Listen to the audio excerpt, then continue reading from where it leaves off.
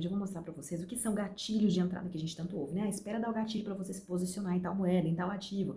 E às vezes você procura ali no chat GPT e ele te dá uma definição do que são gatilhos, mas não te mostra onde é que é. Às vezes você procura no YouTube, tem tantos analistas usando estratégias diferentes que você acaba ficando um pouco perdido, tá? Então eu quero mostrar para vocês agora a moeda SUI, o que foi o meu gatilho de entrada. Eu estava observando ela, estava observando a BNB, estava observando algumas outras moedas que me deram um gatilho de venda nesse momento, tá? Então, a primeira coisa que eu faço, eu abro o gráfico no 4 horas ou no diário, para eu entender o viés, a tendência daquele momento. Então, eu vejo aqui nesse momento aqui, ó, tô no gráfico de 4 horas, 4 horas tô na moeda SUI, que ela está em um viés de baixa, tá? Você pode ver aqui quando a gente marca, por exemplo, uma linha aqui, você vê que ela tá fazendo topos e fundos mais baixos, né? Ela está num viés de baixa. Então, por exemplo, quando a moeda veio e ela rejeitou aqui, eu poderia ter entrado em short se eu identificasse um gatilho, tá? Ela veio, trabalhou, ela veio, tocou na minha linha de novo. Se eu identificasse um gatilho, eu poderia ter entrado em short. Cadê meu gráfico? Gráfico, cadê você? Voltou.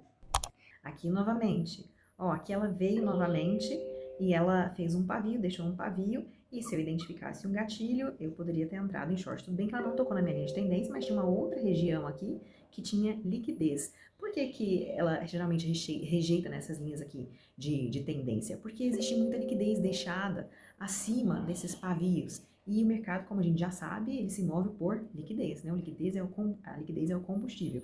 E o dia que eu entendi que se eu não enxergasse a liquidez, é porque eu era liquidez, eu parei de tomar stop. Eu quero mostrar isso para vocês. Então, aqui no 4 horas, eu vi que o preço chegou nessa região aqui, era uma região que eu já estava observando, porque esse candle ficou muito comprido aqui, deixou um fair value gap. Então, se o preço voltasse nessa região, eu tinha um alarme, tá? Eu geralmente marco essas áreas com minhas áreas de interesse, em tempos maiores gráficos, com uma região assim, ó. Até tenho meio que definido aqui, por exemplo, um ponto de liquidez, sabe? Um ponto de interesse.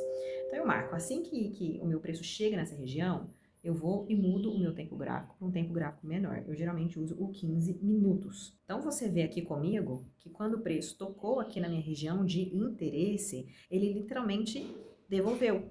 E a partir do momento em que ele devolve e perde o último fundo válido, que foi nessa região aqui, vou marcar para vocês.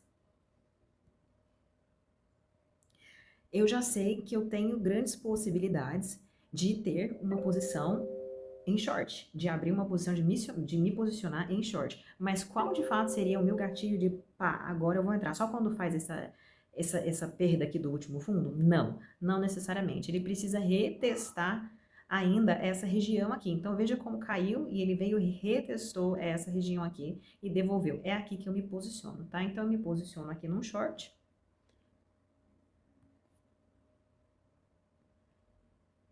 E eu busco um risco-retorno de pelo menos 2 por 1.